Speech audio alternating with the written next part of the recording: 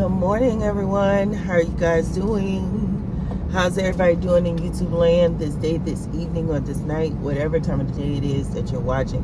So welcome. It is cold here in Las Vegas. To another car chat, okay? So I wanted to come on this morning. I told you guys that we did a live chat on, live call-in show on, I think it was Saturday night. And there was one of the aunties that called in named Denise from San Diego. Shout out to Denise.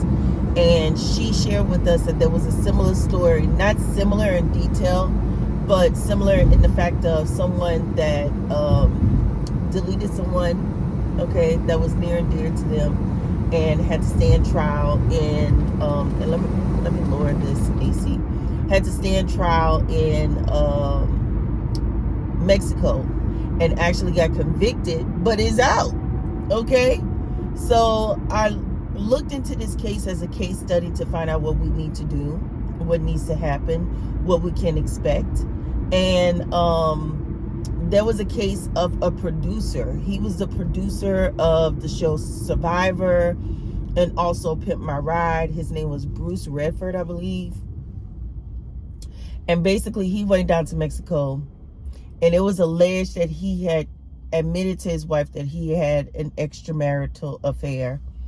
That's what was alleged by her sisters. But the fact of the matter is he was convicted of deleting his wife at a resort down in Cancun. They arrested him here in this country, in the United States, and extradited him back to Mexico, okay, where he stayed in this horrible jail down in Cancun, honey. And apparently he got off. He was supposed to do 12 years. There wasn't a lot of evidence, but there was evidence, okay, that they found that was enough to convict him. Now he went down and he stayed in that jail, but at some point of that 12-year sentence he got off for good behavior. And he paid a $2,000 fine. When he was sentenced in 2015, the Mexican judge made it very clear, 12 years. So why the early release? Well, according to the Mexican press, it's because for good time. That's why he got released early. Plus the fact that he paid a fine, about 43,000 pesos. That's a little more than $2,000 American dollars. Okay. And he got out. And it's been alleged that he bought his way out. So that's what was alleged, because he only did, I think, 7 years. I think in Mexico, if you do 60% of your time that you were convicted for, you could get out on good behavior. But 12 years for deleting somebody, that ain't enough time. Let me tell you something, and we all know that ain't a lifetime. You should be in there for life. But let me tell you something. When I watched, there was some people in the comments saying that they watched the documentary and there was no evidence on him, and you know, he should hire himself a lawyer, you know, to prove his innocence. He ain't finna do that. He been out for 3 years now. He ain't finna do that, because let me tell you something, just from the interviews that they did, somebody even gave him a GoPro camera to record what was going on in the Mexican prison. Let me tell y'all something. That's just people being nosy to see what their conditions is going to be like if they have to go on down there and do something heinous, and how could they get out? Because that just shows me that whoever the powers may be that he had connections with gave him that opportunity in that documentary to make it seem, a Lifetime movie, to make it seem like he was innocent. I'm not buying it. I go by the facts that were proven to convict him, and we're gonna go by that. But there is a timeline of how long it took for the process to work.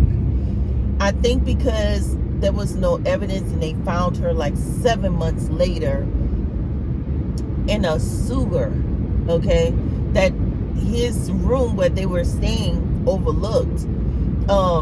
I think that was the difficulty in getting him back. I think because there is footage of this situation with Shanquella Robinson, I think they're going to move swiftly. in my opinion, hopefully before the end of the year. But I would definitely like to say the reason why I watched these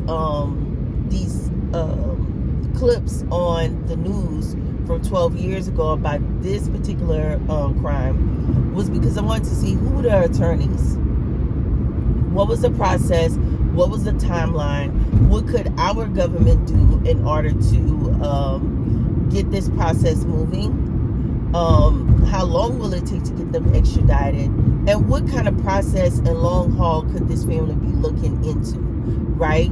And to also give those of us that want to seek justice in this matter, that it gives us some kind of hope that yes, there was a case that happened similar to this, and this person was found convicted.